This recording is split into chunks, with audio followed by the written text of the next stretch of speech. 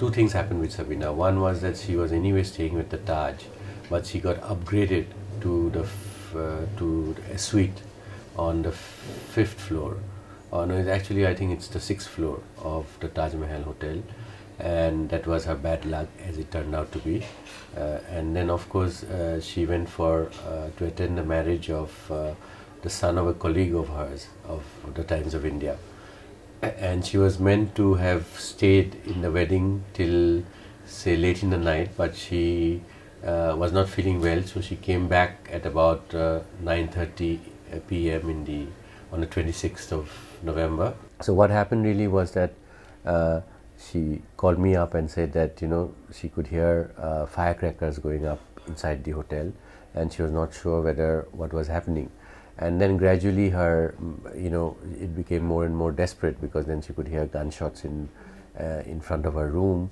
And then she was told that she should switch off the lights, she should lock the door, and she should hide in the room, and she should not use the phone, or just start messaging on the phone. And so what she did was she kept SMSing about her status. And the last SMS that was received was roughly at around 3 a.m. the next day, which is on the 27th of November, from the hotel, saying that they are in my bathroom. And maybe it was a breach of security, but I got inside the hotel and I pleaded with this NSG officer on the ground floor in the lobby, which was in shatters, and with his help I sort of went up the stairs, and I realized that the fifth and the sixth floors were completely gutted.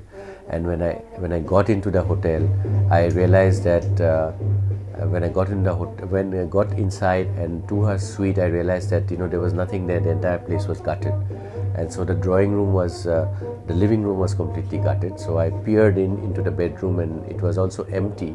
So I had to go around the bed to find Sabina lying on the floor, decomposing for 2.5 days. This is violent, this is completely senseless, this is supposedly an act of terror. So it's very difficult for me, as well as for the children, to take. I've realized that the only way you can deal with it is with fortitude, with equanimity, and with quiet dignity. And that you have to look at it philosophically, because if you look at it in any other way, you'll be grappling with it for the rest of your life. We have absolutely no anger, we have no hatred, we forgive everyone, there is no bitterness, because if you have any of these emotions, Sabina is not going to come back. There's a political issue as far as terror is concerned. There is a law and order issue as far as terror is concerned. There is a security angle, there's a security, what you call, reaction to terror, and there's a political reaction to terror. But as far as I am concerned, it is entirely personal, because this particular incident had cost my wife her life.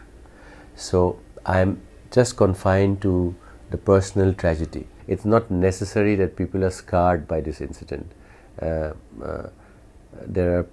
That they can emerge stronger out of it. If I don't talk so much about all of this to my children, to think that with the proper kind of guidance, and if you look at the whole thing philosophically, without anger, without rancor, we would be able to deal with it in the best possible way that we can deal with it under the circumstances. If you're angry, your loved one is not going to come back, and anger is only going to dilute your grief, and that's not something which we want to do.